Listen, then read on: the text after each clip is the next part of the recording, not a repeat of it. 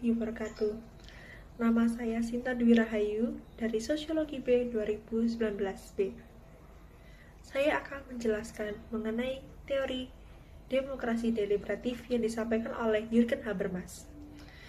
Sebelum itu, kita akan membahas apa itu teori kritis. Pada intinya, teori kritis adalah sebuah teori yang bertujuan untuk membebaskan masyarakat dari keadaan yang tidak rasional menjadi keadaan yang rasional. Salah satu tokoh teori kritis yaitu Horkheimer mengatakan bahwa teori kritis ini akan berhasil menjadi sebuah teori yang bersifat emansipatoris, yaitu teori yang merubah keadaan di mana masyarakat yang sebelumnya tidak tahu menjadi tahu. Karena salah satu ciri teori kritis adalah rasa curiga di masyarakat. Nah, kita akan memasuki tentang demokrasi deliberatif.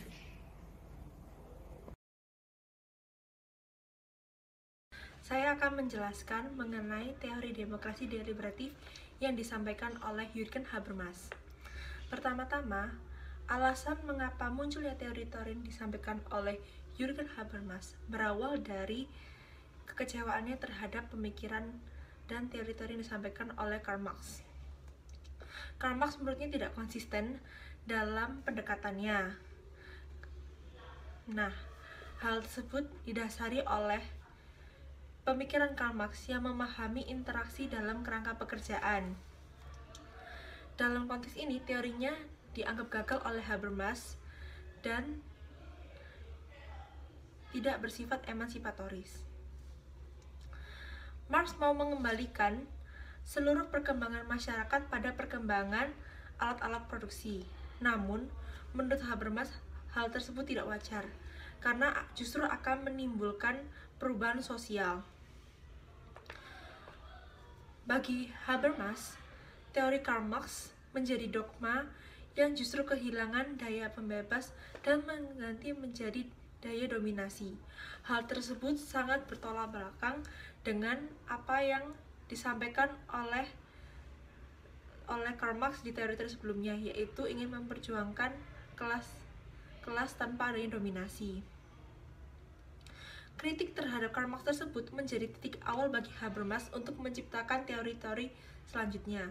Ia lebih berfokus pada teori yang bersifat interaksi dan kemudian membahas tentang komunikasi.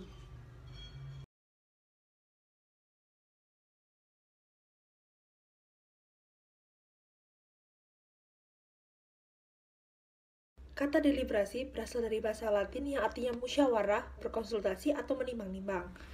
Dalam konteks ini, Habermas mengatakan bahwa negara hukum tidak akan diperoleh maupun dipertahankan tanpa adanya demokrasi yang radikal.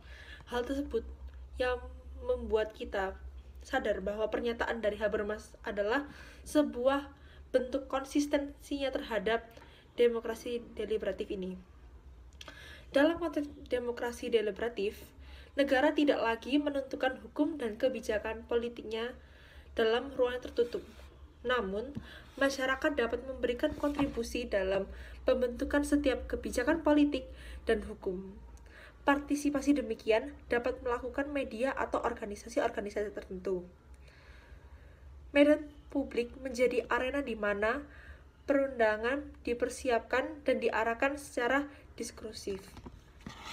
Jadi, seperti DPR, itu hanya sebagai wadah saja. Namun tetap masyarakat harus turut andil di dalamnya. Masyarakat juga harus menyuarakan pendapatnya agar terjadinya peraturan-peraturan hukum yang dapat sesuai dengan masyarakat itu sendiri. Baik, seperti yang saya jelaskan sebelumnya, demokrasi deliberatif menekankan betapa pentingnya partisipasi publik dan sifatnya dialog, dan secara bersama-sama berupaya mencari kebenaran yang berakar pada fakta, peduli pada kepentingan masyarakat, dan tidak doktriner. Nah, sangat penting membuat sebuah aturan berdasarkan dari fakta, kayak misalnya tentang kemiskinan, kemudian tentangnya hal-hal kriminal yang ada di masyarakat, itu tuh harus dilihat berdasarkan fakta yang ada di lapangan. Karena jika tidak dilihat dari fakta di lapangan, maka peraturan yang dibuat adalah kesia-siaan. sehingga perlu adanya partisipasi dari masyarakat. Mereka harus menyuarakan apa yang mereka rasa perlu untuk dibuat peraturan, seperti itu. Habermas mengatakan bahwa negara harus bisa memberikan ruang bagi masyarakat untuk berkontribusi. Nah, teori inilah yang disebut dengan teori demokrasi deliberatif. Teori ini, di dalamnya terdapat unsur komunikatif yang sangat penting untuk kemajuan antara masyarakat dan pemimpin. Karena menurut Habermas, komunikasi adalah suatu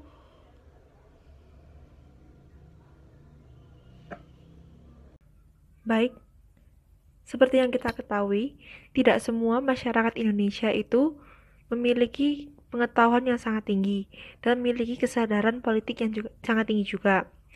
Nah, pasti ada masyarakat yang masih tradisional dan sangat berpengaruh pada budaya. Menurut Habermas, orang-orang seperti itu masih belum memiliki kesadaran kolektif untuk ingin menyuarakan pendapatnya. Mereka hanya pasrah kepada ilahi atas segala aturan dibuat oleh pemerintah. Namun, Habermas juga yakin bahwa masyarakat modern bisa lebih irasional dan lebih maju ingin menyuarakan pendapatnya. Oleh karena itu, Habermas menekankan secara berkali-kali bahwa masyarakat harus turut andil dalam pengambilan keputusan yang dilakukan oleh pemerintah. Tidak menutup kemungkinan akan adanya revisi-revisi dan pengujian ulang. Sehingga peraturan yang ada dalam masyarakat bersifat general dan bisa diterima oleh semua orang yang ada di masyarakat Indonesia. Selanjutnya kita akan menyaksikan video bagaimana aksi-aksi mahasiswa dalam ingin menyuarakan pendapatnya tentang aturan-aturan yang dibuat oleh pemerintah. Massa yang melakukan aksi demonstrasi di depan gedung DPR Jakarta akhirnya diterima untuk melaksanakan audiensi dengan anggota DPR RI. Dalam aksi tersebut, massa yang terdiri dari mahasiswa Universitas Sejabodetabek dan Bandung mengecam pengesahan UU KPK dan rencana pengesahan RKUHP. Puluhan mahasiswa diajak masuk ke gedung DPR untuk melakukan audiensi dengan sekretariat DPR. Mereka meminta agar dilibatkan dalam pembahasan undang-undang oleh DPR lantaran menurut mereka perancangan KUHP dan juga revisi undang-undang KPK tidak melibatkan masyarakat. Audiensi yang berlangsung selama kurang lebih 3 jam ini kemudian menghasilkan perjanjian yang disepakati antara anggota Dewan yang diwakili oleh Sekjen DPR, meliputi janji untuk menyampaikan setiap aspirasi mahasiswa kepada DPR, menentukan kepastian tanggal pertemuan kembali sebelum 24 September mendatang, serta dalam kurun waktu 4 hari terhitung dari 19 hingga 24 September, DPR diminta untuk tidak mengesahkan RUU Pertanahan, Ketenagakerjaan, Minerba, dan RKUHP. Telah disepakati poin-poin kesepakatan antara mahasiswa dengan Insinyur Indra Iskandar MSI selaku Sekretaris Jenderal DPR RI sebagai berikut. 1. Aspirasi dari masyarakat Indonesia yang direpresentasikan mahasiswa akan disampaikan kepada pimpinan Dewan DPR RI dan seluruh anggota Dewan. Kedua, Sekretaris Jenderal DPR RI akan mengundang dan melibatkan seluruh mahasiswa yang hadir dalam pertemuan tanggal 19 September 2019, dosen atau akademisi, serta masyarakat sipil untuk hadir dan berbicara setiap perancangan undang-undang lainnya yang belum disahkan. Baik, setelah melihat video tersebut, apa yang ada di pikiran teman-teman? Pasti bingung kan, mengapa ada video tersebut? Apa hubungannya dengan demokrasi deliberatif ini? Nah, video tersebut merupakan salah satu dampak yang terjadi apabila sebuah peraturan tidak sejalan dan tidak sesuai dengan keinginan masyarakat. Pasti ada kericuan dan konflik-konflik di dalamnya, terutama mahasiswa. Mahasiswa itu adalah salah satu masyarakat yang memiliki tingkat kritis terhadap politik. Mereka tidak ingin masyarakat yang tidak tahu tentang politik ini dibodohi dan didiskriminasi. Nah, oleh karena itu, Habermas menekankan berkali-kali betapa pentingnya peran masyarakat turut andil dalam sebuah penetapan peraturan. Jangan sampai peraturan yang dibuat itu tidak sejalan dengan apa yang diinginkan oleh masyarakat. Karena Sebenarnya konsep dari negara ini dari rakyat untuk rakyat, bukan dari rakyat untuk pemerintah, bukan, tapi dari rakyat untuk rakyat. Seperti itu. Kemudian apa yang terjadi sekarang ini, kita harus lebih paham bahwa kita jangan malu untuk menyuarakan apa yang kita inginkan. Habermas tadi mengatakan bahwa salah satu ruang untuk menyampaikan itu melewati media atau organisasi-organisasi. Nah, seperti organisasi keagamaan yang terbesar di Indonesia yaitu Muhammadiyah dan Nahdlatul Ulama, itu bisa menjadi salah satu ruang di mana kita bisa menyuarakan agar sebuah kebijakan tersebut bisa menjadi lebih baik. Kemudian ada media-media sosial sekarang. Kita bisa mengkritiki tanpa menjatuhkan, dan kita bisa menyuarakan apa yang kita inginkan untuk pemerintah. Tapi jangan ada hate speech. Beda ya kritik sama hate speech. Seperti itu. Karena saat ini media sosial itu menjadi ruang yang sensitif. Karena sejak ditetapkannya UU ITE, orang jadi sulit untuk bergerak. Contohnya saat Anies Baswedan menyuarakan pendapatnya tentang penangkapan anggota FPI. Dia dituntut karena dianggap sebagai pelopor kerusuhan. Padahal belum ada terjadi kerusuhan, namun ia dituntut. Seperti itu. Itu yang sangat membingungkan di negara kita.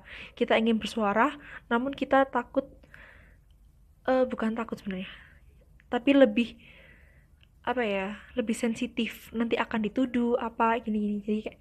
Jadi masyarakat bukannya tidak peduli, cuma takut. Seperti itu apa yang terjadi di masyarakat sekarang ini. Baik teman-teman, terima kasih atas perhatiannya. Mohon maaf bila ada salah-salah kata.